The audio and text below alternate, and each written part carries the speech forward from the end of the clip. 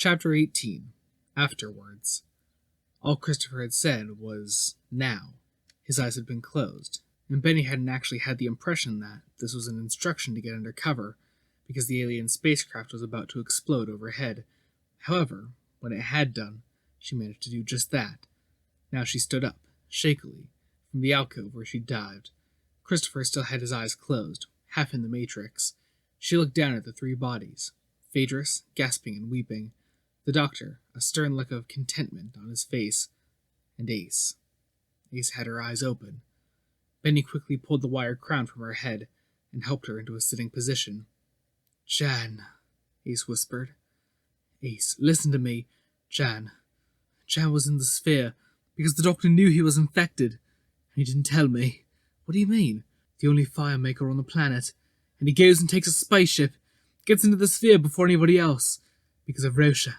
Because of the doctor. He saved the whole bloody universe again, right? You see that? Except the man I was in love with. She looked down at the doctor. Oh God. Get me away from him. She started to shake and put a hand to her mouth. Get me away from him. Bernice hauled Ace to her feet and bundled her up the stairs. It's all right, she told her, but she knew that it wasn't. It was never going to be all right again.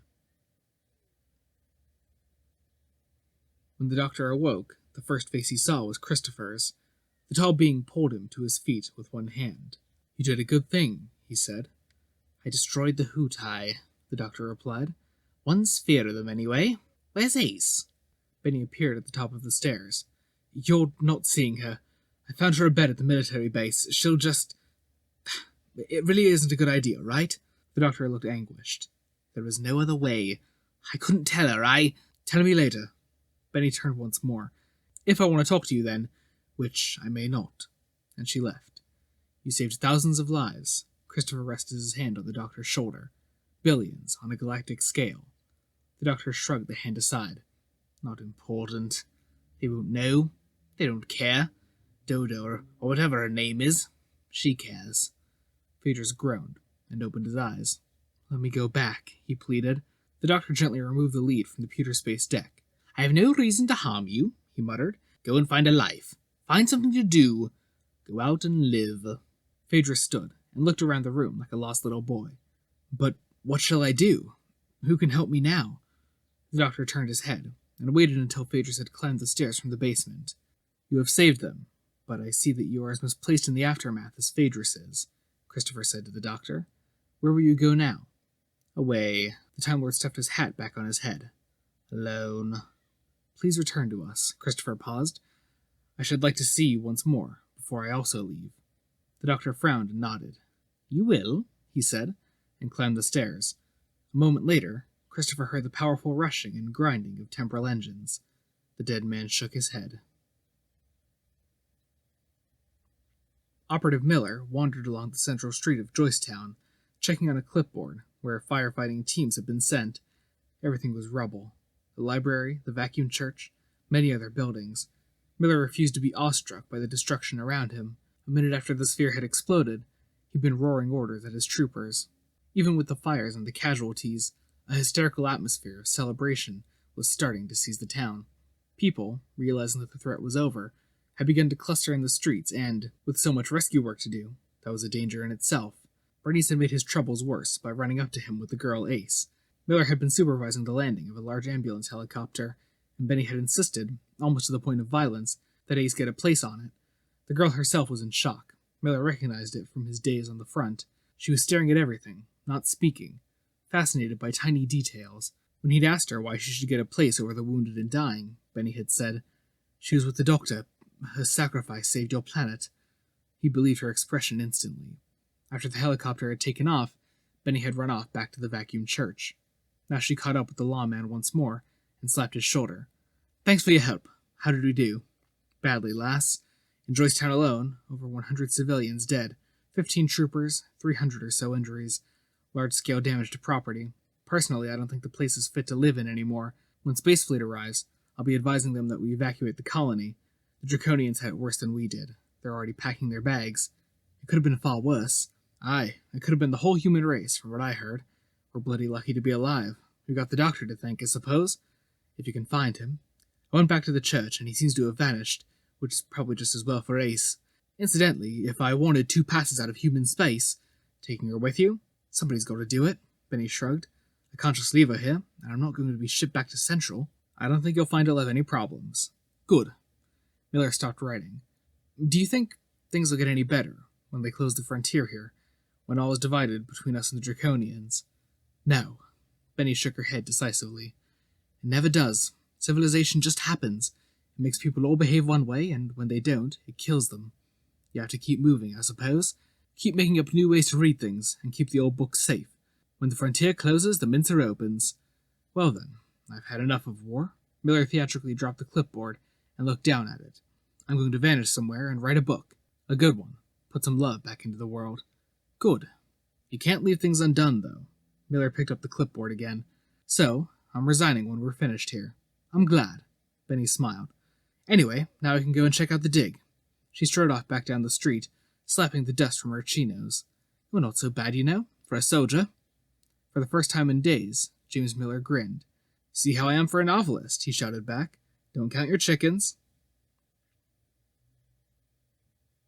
Ace was propped up on her pillow in the blue glow. The military sickbay was sparse and full of wounded. She felt like she was in the way. They got to her last, after the more serious cases had been dealt with. Things had speeded up once the staff had ascertained that any spores which had been ingested or externally attached to people had dissolved. When it came to Ace, the medic had diagnosed shock, and had given her a gentle sedative and a hot drink. She had taken the strange cube that had appeared in the escape pod from out of her jacket. Now she tossed it from hand to hand, gazing into it. It was full of Jan. Pictures, sounds, even the hint of touches, like a ghostly radio receiver. The surfaces reflected him, told her about him. Ace was sure that nobody else could see, and it was cool, too, because this was the real stuff, just like he had been. There was nothing maudlin or naff about it. This could really help her. Heal. Yeah, maybe one day she could do that. Still a long way off, though. Still sometimes when she didn't want to think about him. And absolutely not about the doctor. It wasn't like she was crazy, not like she was going to kick him about or anything, but she didn't want to see him. Never again. It was complex, but she saw it. How the doctor must have known about Jan's spore, had maneuvered him into making a futile attempt at attacking the Hutai. He'd even made sure he was told about the Heavenite telescope.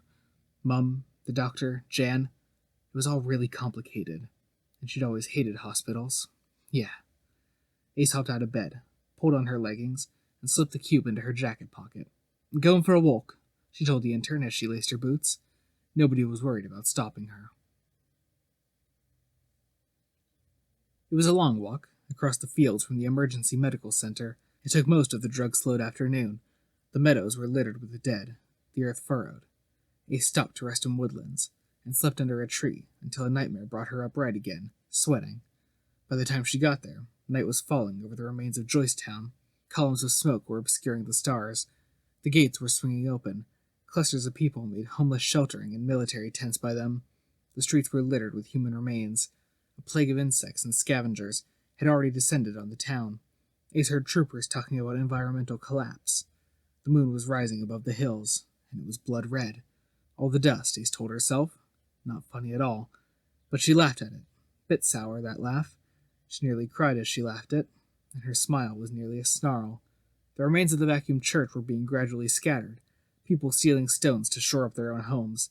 The tower was spread over the street, and the tail of an escape pod was pointed at the sky. Moira, Ace remembered.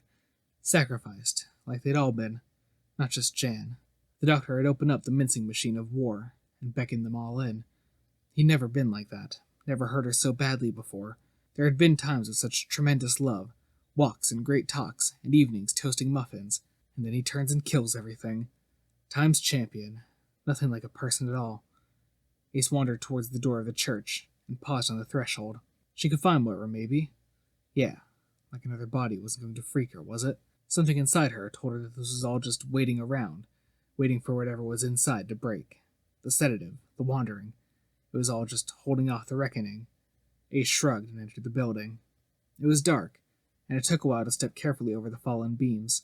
Moonlight was turning the whole mess red, and Ace's imagination wandered into the idea that she was picking her way through a mass of bodies. From the basement, there came a low moan. "Moira?" Ace whispered, and made her way towards the door. Down the stairs, the basement was empty. Just a pewter space deck on a table. No sign of anybody. But there was another door. The door to the cellar. Ace opened it and called down. "Anybody about?" There was no answer. The glow of chemical light was filtering up the stairwell. Somebody had ignited a lamp. She made her way slowly down the stairs. The steps creaked slightly beneath her feet. Ace peered around the corner of the stairwell. "If you can hear me, call—" She only had a second to take in what she saw. Phaedrus was standing in the middle of the room, his knife poised at his own throat. "It's for the best," he told Ace. "For Piers." The blood sprayed. In that second when she didn't act, it sprayed on to a fungoid mass that was supported by a metal frame. "Meat," the gray blob hissed. Phaedrus fell. A tentacle lashed up from the ground and slapped into the wall near Ace's throat. Ace dived aside, rolled, stood, and found herself looking down the barrel of a gun.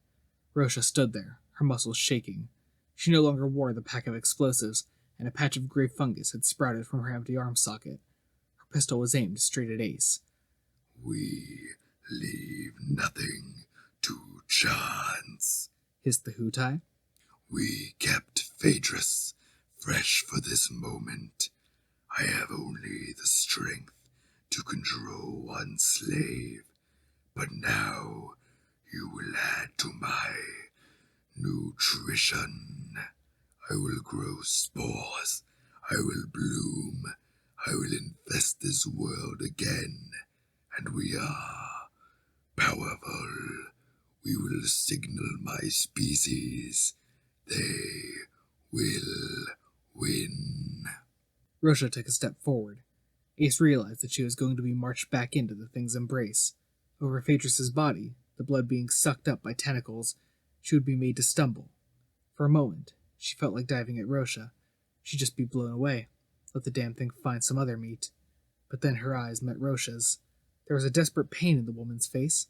"Oh, yeah, right," Ace found herself shouting. "You're the great manipulators, aren't you? The ones who play games." The slow walk backwards continued. "You got all those people inside you, Jan and Jules and all them?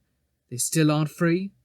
"I contain the group mind for this portion of my species." The filaments of the creature were thrashing in anticipation. Phaedrus's blood was already making the thing bigger. The tentacles were reaching out for Ace. "I hope you bloody well choke on them," Ace spat, getting ready to grab for Rosha. Maybe she'd hesitate. Maybe Ace could get the gun. Maybe... "Rosha!" The choked yell came from the other side of the room. From out of a great crack in the wall, a head and an arm were protruding, both covered in blood. Moira was aiming her Dalek gun at Rosha. "Drop it!" she croaked. Rosha's expression grew more desperate. "Couldn't help it," she croaked. "The spore went through my boot, led the sphere to the great wheel. Goddess, and I'm paying for it."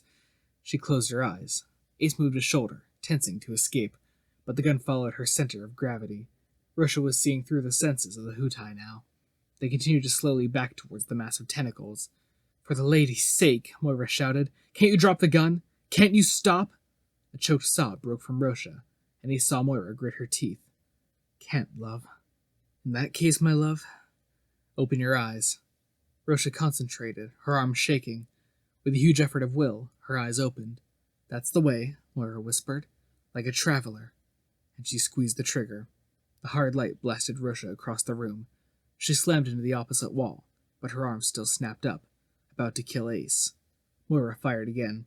Rosha's body tensed against the wall, negative in the blast. This time, when she fell, she lay still. Ace had been thrown off her feet too, and as she scrambled to get up, a tentacle caught her ankle. A heave backwards, one snagged her shoulder. A bundle of them closed around her waist. "No!" she bellowed. "I won't go! Not now!" Moira fired again, at the Hootai, but the pack had expired, as she'd expected. The blast was just a thin beam of light. It made no impact on the monster. Wouldn't have worked, anyway. Moira slumped unconscious. Ace was encircled by tentacles. They were pulling against her muscles as she strained forward, her boots about to slip off the floor. "Julian!" she shouted. "Jules! Are you going to stand up against that thing?" Ace knew that she was losing the battle, and a fierce sadness shook her. "There's millions of them in there, but you're the special one. Stand up! For God's sake, stand up and shout against them!" Her feet left the floor. She felt the warm embrace of the Hootai constrict around her. A sharp white tentacle slid towards her face. Remember Scrane End? Remember the lights? It wasn't a spaceship out there where the map stopped. It was a prison, loads of lights, and guards running about. And you were so upset. You said if that was what was out there on the edge, you didn't want to go there. But there was something else, wasn't there? Tell me what was there! The tentacle slowed and wavered. Ace gasped as the tentacle began, almost reluctantly, to constrict about her neck. You turned the Allegro and skidded past the prison gates, and we shot up, off a side road. You were driving like a madman, because you hadn't wanted to find that. You wanted to find nowhere. We raced along this little road and bounced straight out on the sand, a beach, the edge of a marsh that led to the sea. Ace was freely weeping, shouting and not caring about dying or anything else except finishing the story. You jumped out of the car and rolled in the sand under the moon, and you shouted. You said, "Tell me what you said!" The Hutai quivered. Something strong had risen up inside it. From the horrible recesses of its mouth, a powerful voice forced its way out. I said, we're okay. We found it. There's something on the other side. The voice broke out into peals of laughter, and the Hutai shivered. Ace. The voice waited for a second, grasping for something to say. Goodbye. Bye, Jules, Ace whispered. The core of the Hutai blasted apart, strands whipping across the room and spattering on the walls. Tentacles and filaments were sent spinning as the mucoid mass at the creature's heart exploded. Ace spun out herself, thrown over Phaedrus's body and hitting the wall. The hurricane of destruction only stopped when there was nothing left of the creature, just a fungal paste that dripped off everything in the cellar. Ace stood, swaying, crawling her way up the wall. She stared at the mucus that was splattered around the cellar. "You're all free," she whispered. Then she staggered over to Moira. The traveler woman was semi-conscious. She blinked up at Ace. "Did we win?" Ace smoothed back a hair from the woman's bloodied face. "Yes," she said. "I suppose we did." Moira smiled grimly. "Dalek gonna kill anything," she whispered. "Even love." And then she fell unconscious once more. "No." Ace held her, gazing at the bodies of Rosha and Phaedrus. "No, Moira. It doesn't kill that." Epilogues. Deaths and Other Lives. The funeral was in an undamaged place. It took some time to find, traveler scouts riding far out into the fields to look for an area that wasn't ripped and hummocked by the rise of the dead. They found a meadow, drained by a farmer to give her cattle grazing land. She'd cleared the ground beforehand, and it seemed that nothing large had died there since. A pyre was built, as there were no bodies to be buried. A body would have been some sort of insult anyhow. There were so many now, and so many pieces. The religious authorities of heaven, not including the vacuum church, which had been dissolved, its assets seized, had been speculating on what to do with the corpses. The planet was going to be evacuated. It would be blessed from space. The ecology of the place would go into a meat-fueled frenzy. Species would battle for natural niches. Evolution would step up a pace. But finally, some natural balance would be found. The world wouldn't be as beautiful then, but it would at least be real. Only then would the prohibitions over heaven be lifted. The name would also be changed. Nobody had any ideas about what to call it. Ace watched calm, as each traveler threw a log onto the pyre. It had been lit by Alec, who had thrown his gloves into the blaze. When he'd first seen Ace, as she walked into camp with the injured Moira, he told her that he wanted to touch real things more often now. Above the bonfire, another night was falling, one of the last nights for humans on heaven. The stars were coming out. Christopher threw his log, his face blank. He had wandered back into the camp at twilight, each step now seeming an effort. He had spent an hour instructing Cook William, the new priest of the travelers. The man had said that he and Moira would retake the Great Wheel, and that the travelers would take the land under the hills with them wherever they went. In some other place, a new white horse would be built. Then Christopher had talked to Moira about the history and future of the tribe. His features seemed flaccid now, his eyes growing milky. When he had made his contribution to the bonfire, he paused for a moment, and then turned to walk away into the night. Ace wanted to call him, and then she didn't. Benny stood beside her, a bit too close. She'd been looking after the woman from Perryvale ever since she and Moira had returned to the camp, and Ace hated it. She couldn't talk to her anymore, and she couldn't talk to Christopher, because she didn't know how much she'd done to trick her, or how much she'd known about Jan's death. Moira had her arm in a sling, and a patch over her eye.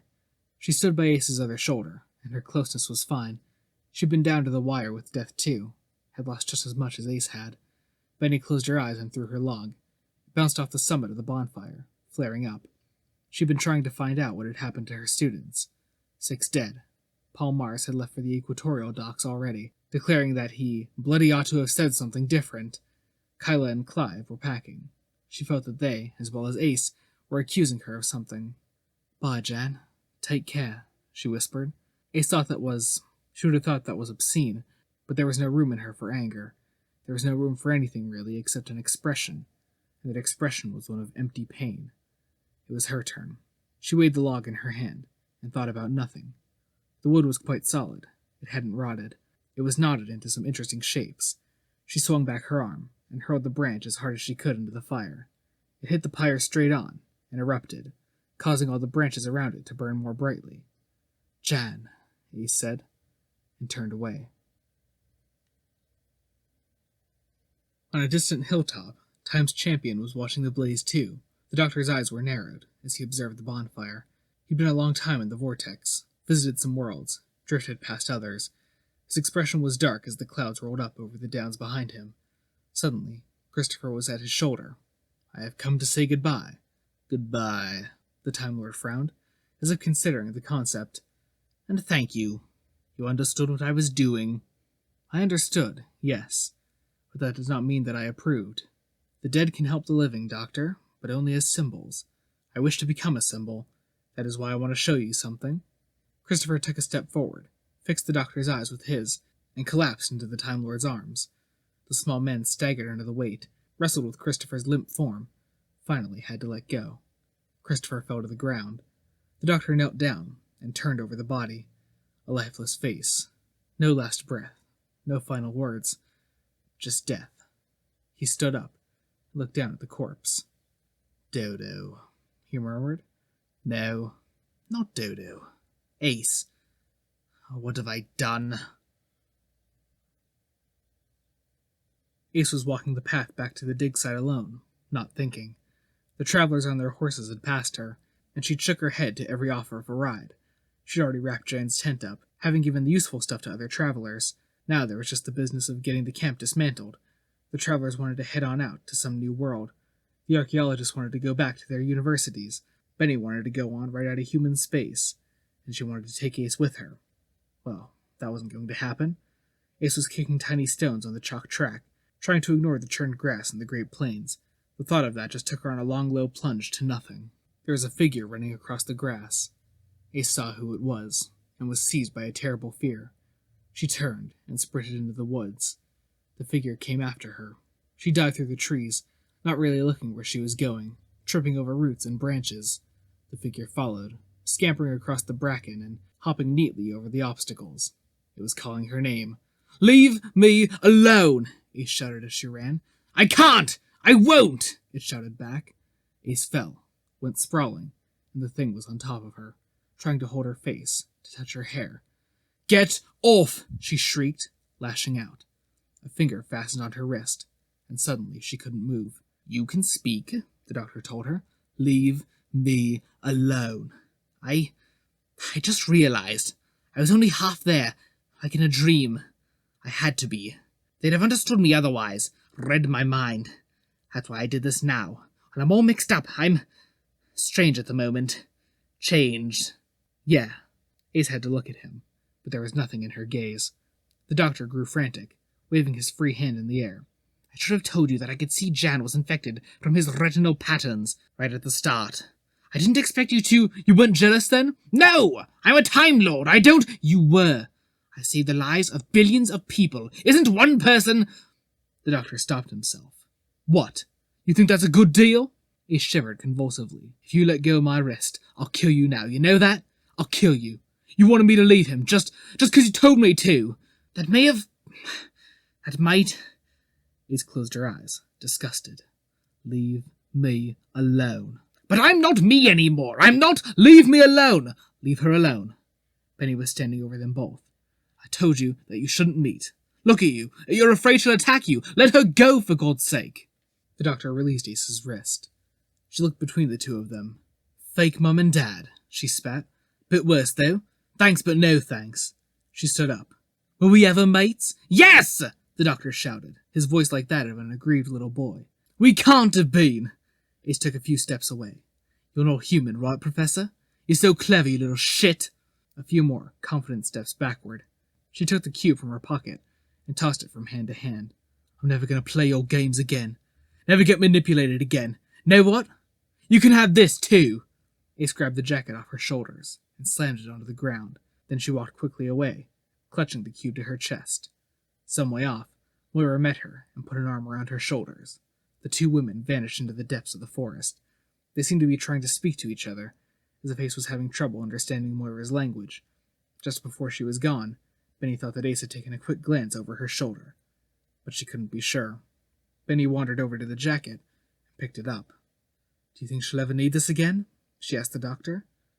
Oh, yes, the Time Lord muttered, gazing after his lost companion.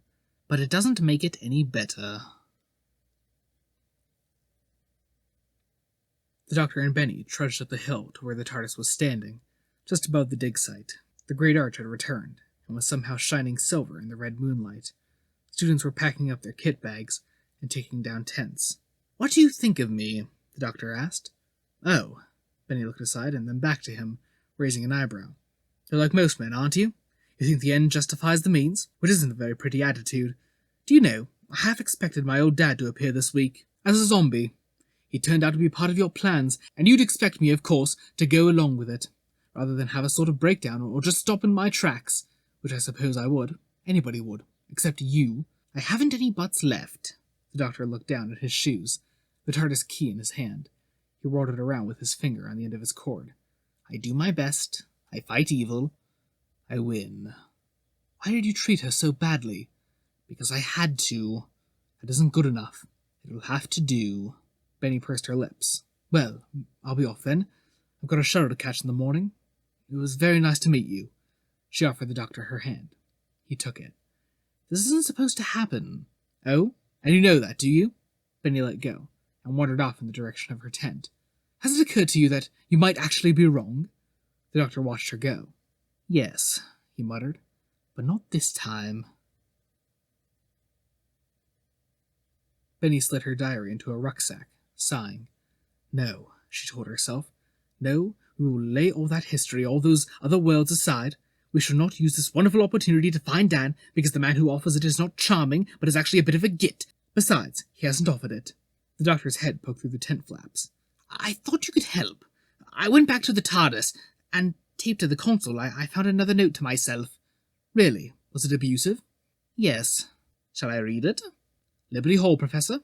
Thank you, Professor. Benny lowered the Japanese fan she'd been about to insert into her pack. Tell you what, you call me Benny, I'll call you Doctor. Professor isn't true for either of us. Fine, fine. This is what the note says.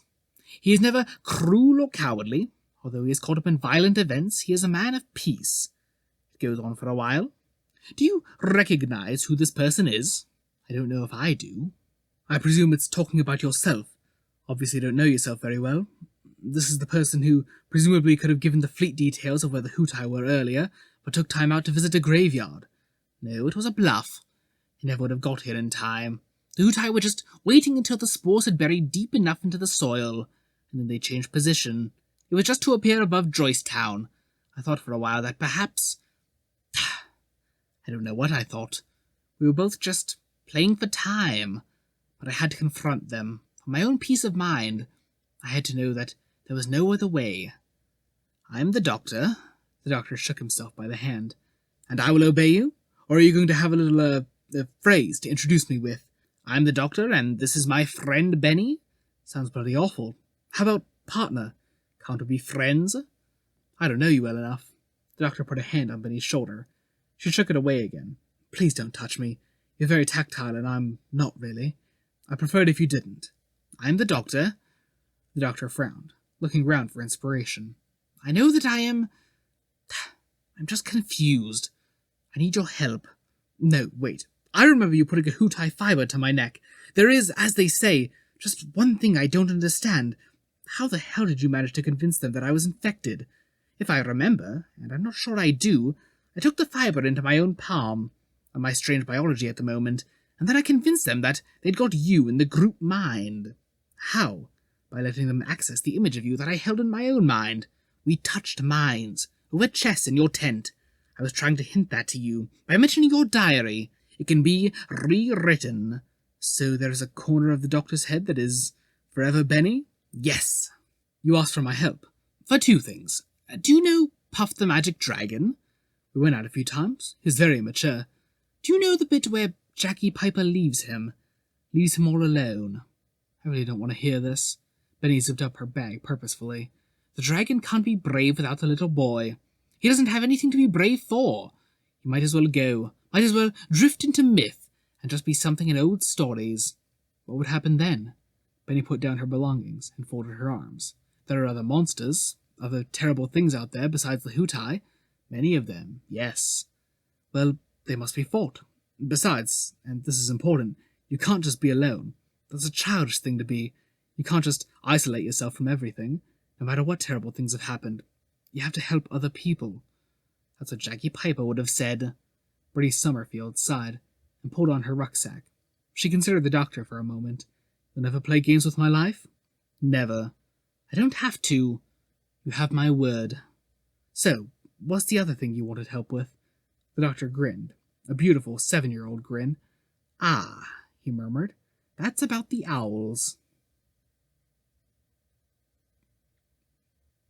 The TARDIS door was open, where it stood atop a sandy bank.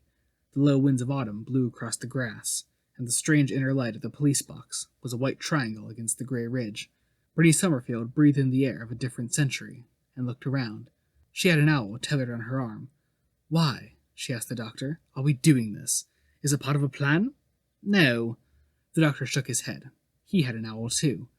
The species would have died out on Heaven. It wouldn't have survived the change in the ecosystem. We're doing it because it's poetic. Perhaps I believe in reincarnation. Perhaps I should. Benny looked back to the TARDIS. One journey, she had said. She'd hung Ace's jacket on a hat stand in the console room. When she'd come back after depositing her bags, it had vanished. Shall we let them go, then? Yes. The doctor removed the small bag from the owl's head and quickly pulled the cords that released its talons. Benny did likewise. The two birds of prey burst into the air, like small fireworks, and circled higher and higher, up against the silver moon. The owls in love looked down at the two tiny figures. The woman had taken the man's arm, and they were heading back to the TARDIS, him telling her that Scrane End wasn't the best place on 20th century Earth. There was a prison here. Ah, Benny was saying, but beyond the prison there's... The door of the timecraft closed, and a noise roared into the night, and then it was gone. The owls circled, wingtips nearly touching. They were in love, and were making new owl poetry every moment with their flight. They would prepare a nest soon, and put eggs in it. It would never occur to them not to, even in the face of certain death, the same certainty that all life shared. Their poetry told them that they were different to other life. It was difference, not length, that made their lives what they were. It was a good poem, and this is where it came to an end, when the owls headed inland on the warm air currents of Lincolnshire. Behind them, an old Allegro took a corner far too fast. Long ago, in an English autumn.